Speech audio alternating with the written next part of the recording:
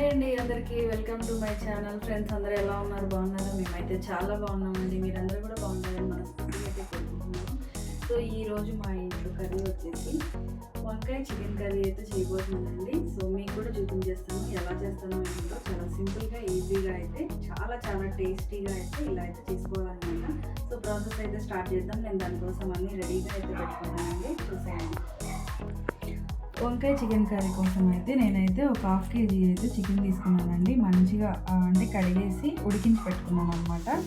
అలాగే 3 టమాటోలు, అలాగే చూసారు కదా వంకాయలు, ఉల్లిపాయ, పచ్చిమిర్చి, కొత్తిమీర, అల్లం వెల్లుల్లి పేస్ట్. నేనైతే ఒక బాండీ తీసుకొని ఆయిల్ అయితే హీట్ చేసేసుకున్నానండి. ఇప్పుడు మనం ఉడికించి పక్కన పెట్టుకున్న చికెన్ అయితే వేసేసుకుంటున్నాను. సో చికెన్ అయితే వేసేసుకున్నాం కదా, ఇది చక్కగా ఆయిల్లో మంచిగా ఉడికిపోతా ఫ్రై అవుతూ ఉంటుంది. ఇప్పుడు మనం అయితే వంకాయలు అయితే కట్ చేసుకున్నామండి.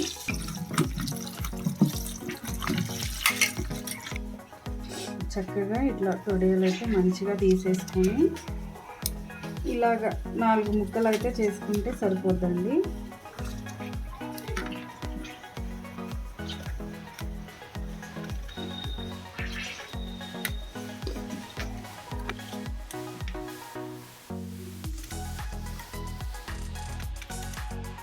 సరే కదా, మంచిగా లేత వంకాయలు అనమాట. ఇలాగైతే కట్ చేసుకున్నాను. ఇప్పుడైతే వీటిని కూడా దాంట్లో వేసేసుకున్నాను.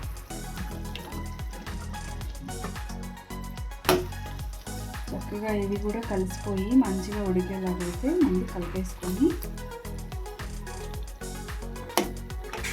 చక్కగా అవైతే ఉడుకుతున్నాయి కదండి. ఇప్పుడైతే మనం పసుపు, ఉప్పు అయితే యాడ్ చేసుకుందామండి.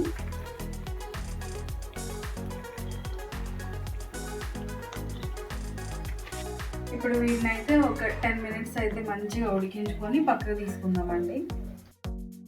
మంచిగా అయితే ఉడికిపోతుంది కండి. ఇప్పుడైతే అల్లం వెల్లుల్లి పేస్ట్ అయితే యాడ్ చేసేసుకుందాము.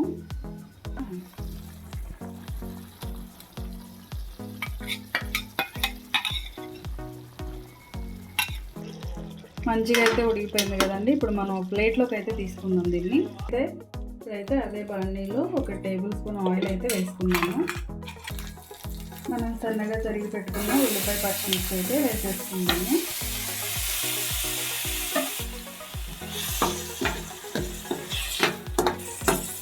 ఉల్లిపాయ అయితే మగ్గిపోయింది కదండి. ఇప్పుడైతే టమాటాలు కూడా అయితే యాడ్ చేసుకున్నాము. చూసారు కదా, చక్కగా అయితే మగ్గిపోయిందండి. ఇప్పుడైతే దీన్ని ఇట్లా మ్యాష్ చేసేసుకున్నాము. చక్కగా గుజ్జుగా ఉంటుంది అన్నమాట. చూసారు కదా, చక్కగా మంచి గ్రేవీ లాగా అయితే బాగుంటుంది అన్నమాట తినేటప్పుడు ఇలా. సో ఇప్పుడైతే మనం ఈ వంకాయ చికెన్ అయితే వేసేసుకుందామండి.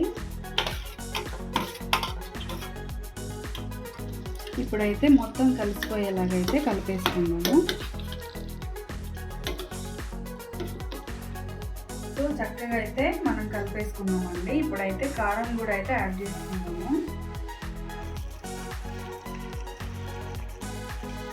సరిపడా చక్కగా, అలాగే సన్నగా తరిగి పెట్టుకున్న కొంచెం కొత్తిమీర కూడా అయితే యాడ్ చేసేసుకున్నాము.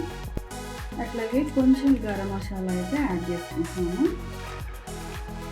ఇప్పుడైతే దీన్ని మొత్తం కలిపేసుకుందామండి. బాగా కలిసిపోయేలాగా అయితే కలిపేసుకుందాము. చూసారు కదా, మంచిగా కలిపేసుకున్నాము. మంచిగా ఉడికిపోతుంది. ఇప్పుడైతే కొంచెం పెరుగు అయితే యాడ్ చేసుకుందామండి. ఇప్పుడు ఇది కూడా మంచిగా కలిసిపోయేలాగైతే కలిపేసుకుందాము.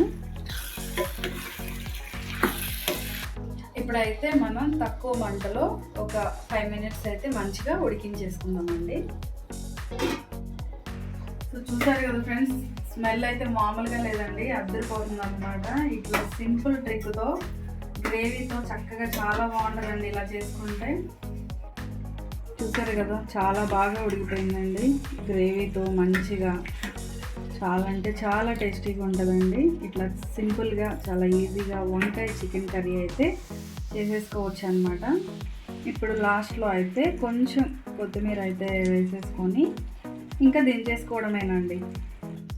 సో ఇంతే ఫ్రెండ్స్, చాలా సింపుల్గా ఈజీగా ఇలా అయితే వంకాయ చికెన్ కర్రీ అయితే చేసేసుకోవచ్చు అనమాట.